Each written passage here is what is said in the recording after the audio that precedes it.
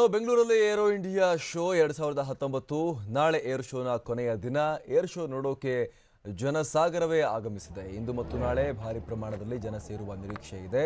ಇಂದು ತೇಜಸ್ ಯುದ್ಧ ವಿಮಾನದಲ್ಲಿ ಪಿವಿ ಸಿಂಧು ಹಾರಾಟವನ್ನು ನಡೆಸಲಿದ್ದಾರೆ.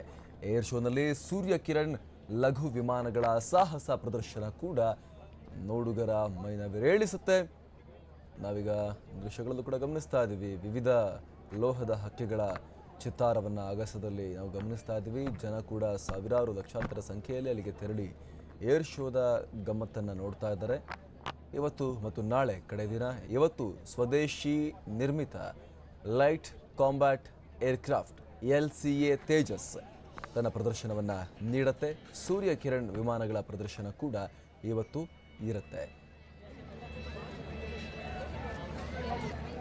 HAL is India's largest aviation industry with proven capabilities in research and development.